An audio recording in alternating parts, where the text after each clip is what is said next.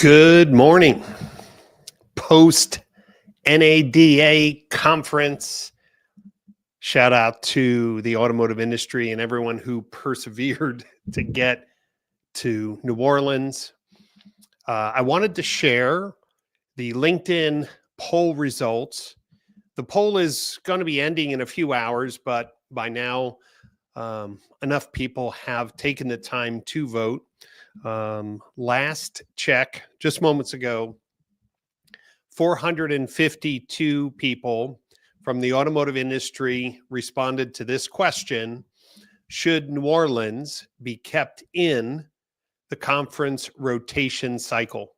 We know every other year the conference goes back to Las Vegas, but other sites include Dallas, Orlando. It used to be San Francisco until it became a little unsafe to be hanging around the convention center, to say the least. I have the poll results that I wanted to share.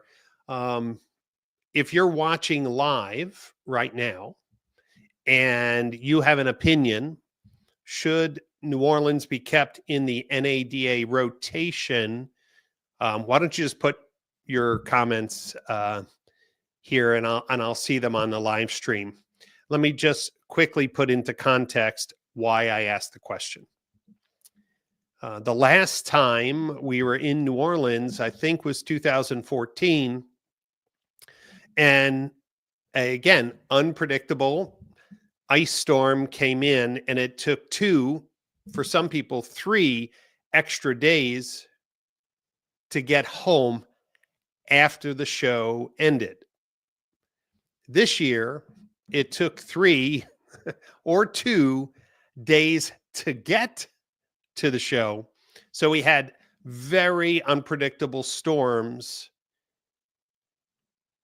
let's say 10 years ago, that delayed people getting home. And in fact, in 2014, when we were all snowed in, I held an impromptu meeting, hosted breakfast and lunch. We had a great time. Many people remember that kind of stranded 20 group that just emerged organically. This time, people were impacted in different ways. In fact, 3 OEMs pulled their meetings, that pulled their team out of the show. It was Honda, Toyota, and Hyundai, if I remember correctly. My heart goes out to the J.D. Powers organization. Their conference, which is held Thursday during the day, normally 800, 900, even 1,000 people come out to this, and a fraction of those seats were filled this year. And remember, J.D. Power had to pay for food and space and AV, everything in advance. There's no refunds for airport closings, yet people persevered to get there. And so here are the poll results. 72% of the people who voted, remember, it was 452 automotive professionals, 72% said, let's take New Orleans out of the rotation. Now, there were some other comments on the LinkedIn poll. If you just search my name and too soon was the opening lines of the poll. Some people said, hey, maybe we should change the date of New Orleans, not the location.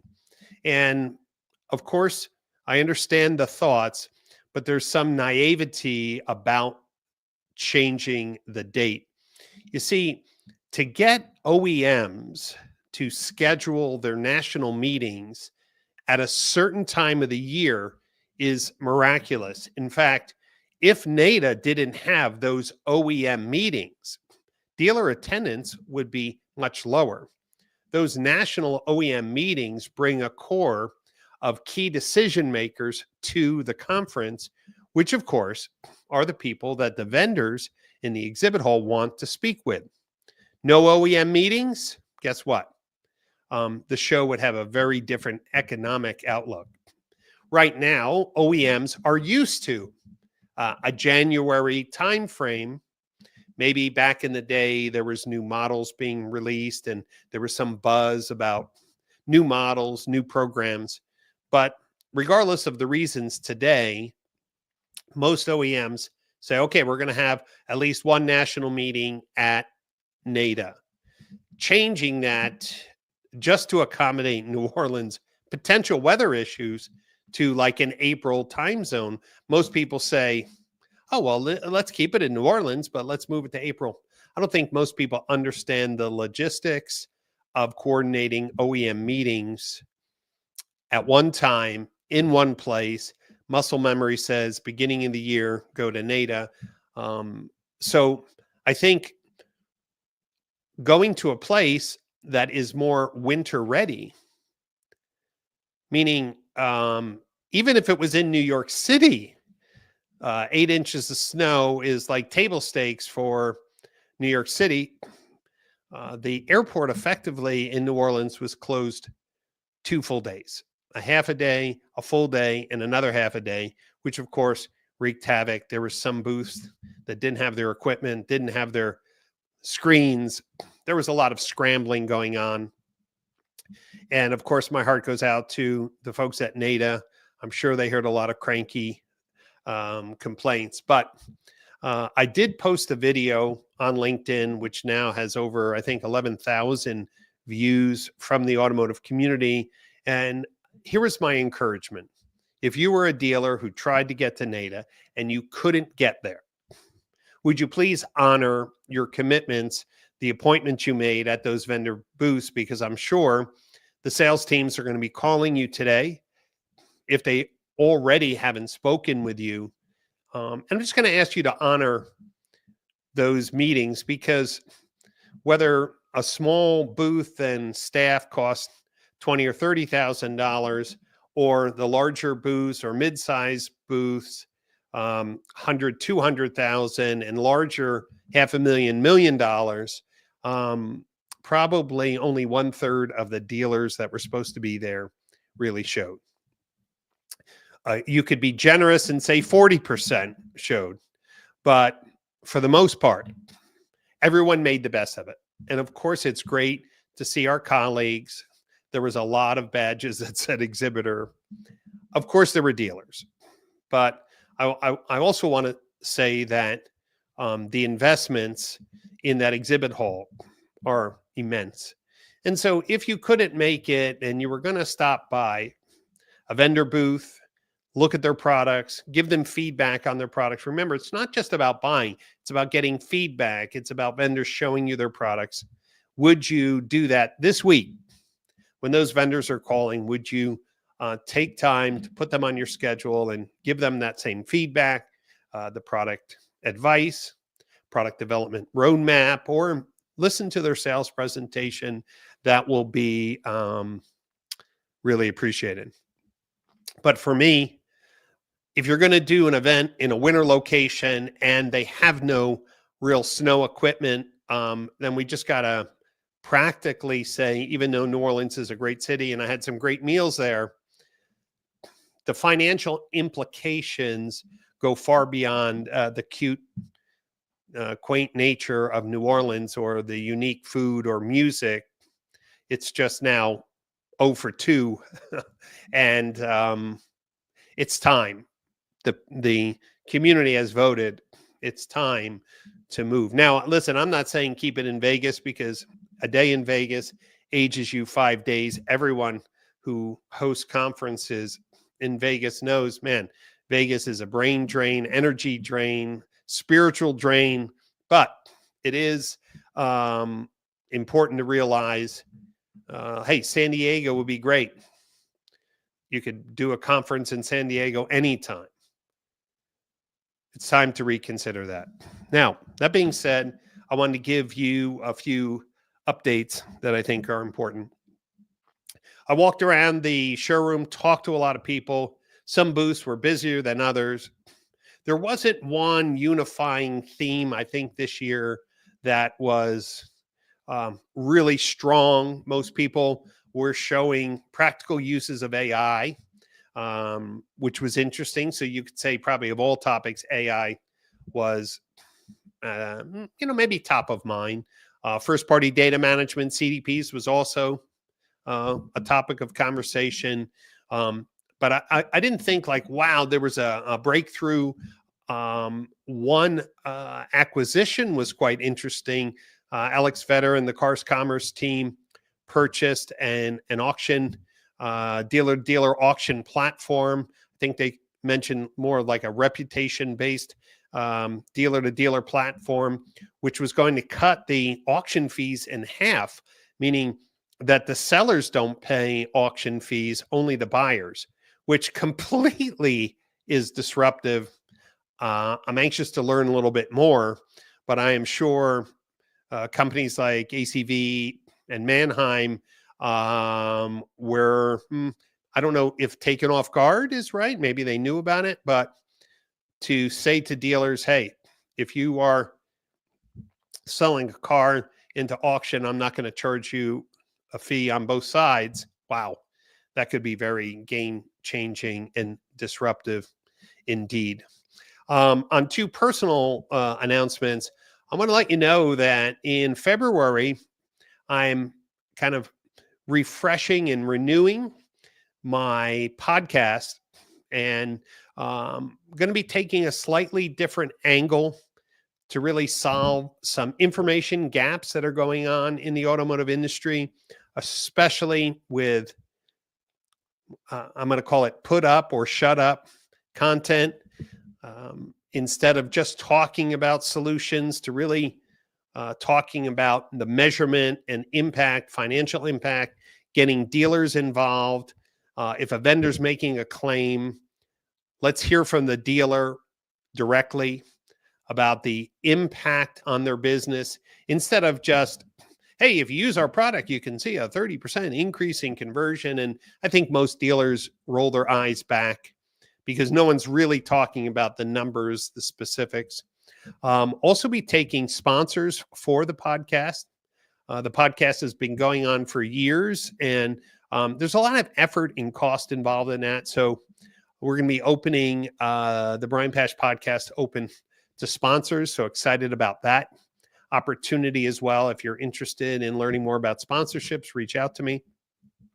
And then I want to just move our calendars forward to the end of April in beautiful Scottsdale, Arizona, where I don't think we'll worry about snow or ice.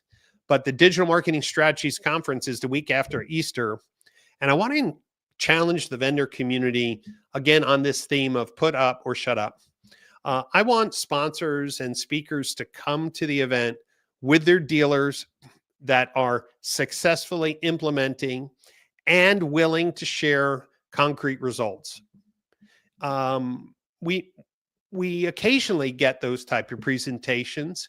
We occasionally see those type of workshops, but for the most part, we often hear about breakthroughs without much support, or let's just say anticipating great things or really making an impact in the future, but not too much data. In fact, I was talking with Chris Spenceley from Marchex, and some of you may know that over a year ago, it's probably 2 years, I spoke about how to best optimize Google Ads, and that call tracking was extremely important to have because it's a number one conversion channel on click-based media that drives traffic to a dealer's website, typically 3 to 5 times more than forms. Yet so many dealers don't have call conversion at the campaign level baked into Google Analytics to optimize Google Ads campaigns. And so last year, I actually published a white paper and specifically talked about which key events should be used to optimize Google Ads. And Chris Spenceley came out and said, Brian, look, I'm ready to share. We've implemented, the results are amazing, and I'm willing to share. And I said to Chris, same thing. Well, this is time to put up or shut up. We've been telling dealers that they need to have call tracking at GA4 for Google Ads. And if you can come to the DMSC conference and show that lift in performance, maybe this is what we'll need to get the rest of the dealers on board. I would think over half of the dealers in the United States still are wasting 20 to 30% of their Google ad spend on bad bidding signals because they don't have call conversions plugged in. Whether you're using Car Wars or Call Review or MarchX or Invoca, all four of those companies support or claim to support the ASC standard. But is it working? Do you have dealers that you can show, hey, for 12 months, they were running this same campaign with these same general keywords, and this was their cost per conversion and engagement metrics. And then when we implemented the gold standard for key events and clear call tracking down to the campaign level, this was the lift in performance. That's what I'm looking for in put up or shut up. Hey, listen, we have this best new digital retailing platform that's online and in the store, and it's the same tool. And man, a connected retail experience with digital marketing is working. Okay, put up or shut up. What was it like before? What was it like after? Hey, we have the best social media advertising. We're using the dealer's first-party data. We're using identity resolution. It's so much better than using the Facebook in-market shopper. Or great, put up or shut up. Bring the dealer, bring the campaign, show the before and after. Because here's what I know. Every marketing manager who comes to our conferences or who are considering wants to know that if I take the effort to go out to Arizona, am I going to be bringing back concrete things that won't put my dealership or dealer group at risk, but really change the outcomes that are looking for? Put up or shut up. This goes for technology solutions and sales process in the marketing. How about websites? Oh, personalization with AI is amazing. Okay, put up or shut up. A banner on an SRP that's customized based on their last visit. I don't care what anybody says. That in itself will not move the needle in any measurable way. It doesn't make any sense. Oh, but what if the vehicles or the sorting algorithm or the highlighted vehicles are aligned with a shopping profile on or off the dealer's website? Makes sense. How do you measure it? Put up or shut up. You know, one of the things we learned at the Modern Retailing Conference is that Cox's data graph is integrated into VinSolutions, into their marketing on demand model. Some of the dealers didn't even know how sophisticated it was. And what did I tell the Cox team? Okay, you have to show the dealers. Okay, they were using this person in the OEM co-op program. They finally came to us and they have the Cox suite. What's the real benefit of the Cox suite? Put up or shut up. There's so many people selling identity resolution, but no one's talking about what are those real match rates and how they're using that data to conquest early shoppers. Put up or shut up. So I want to encourage marketing managers, general managers, dealer principals who are looking to really have a breakthrough in 2025. And maybe you couldn't make it out to NADA and you're looking to get caught up with the latest innovations in identity resolution, CDPs, AI, sales process tools to change your online strategy. I encourage you to go to digitalmarketingstrategies.org and sign up for the conference. It's going to be at the beautiful Westin Kierland Resort in Scottsdale the week after Easter. It's an amazing conference. And just remember, dealer groups with 10 or more stores, we do have this Automotive CXO Network. It's a private group that meets before the DMSC conference. If you're interested in auditing the benefits of the CXO Network, who has the who's who of dealer groups and innovative thinkers, well, reach out to me for that. I want to say I had a great time in New Orleans when I got there. It was great to see everyone. Everyone made the best of it, for sure. But at the end of the day, the CFOs are going to say, hey, we spent a lot of money. What did we get out of this investment? And with about 2/3 of the dealers not showing up, or at least half, I'm just asking for the dealers who were planning on going there, help these companies recoup some of those losses by taking those appointments. No one's obligated to do anything, but let's work together as a community. NADA planners, I understand you have to do your conference at the beginning of the year, but 3/4 of the people said, let's move it out of New Orleans so we don't take the risk of hosting in a city that can't handle inclement weather. And it's clear that an airport shut down for 2 days for 8 to 10 inches of snow probably isn't the best place to put a multi-million-dollar conference in rotation. And of course, I'm excited to continue to educate online. I have a new series coming out with my book, a whole video series on CDPs to celebrate the launch of my new book. And more importantly, if you're interested in sponsoring the podcast, just get back to me. Thanks for listening in. Please share this video with your colleagues and friends online. I look forward to seeing many of you in Arizona at the Digital Marketing Strategies Conference at the end of April.